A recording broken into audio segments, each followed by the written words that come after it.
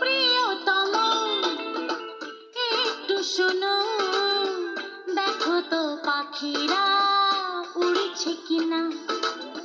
সোনালি বিকেলে সোনার রোদ্দুরে আকাশে নীল রং ঝরছে কিনা।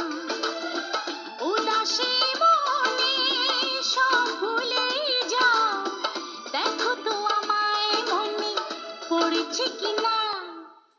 প্রিয়তম একটু শোনো, দেখো তো পাখিরা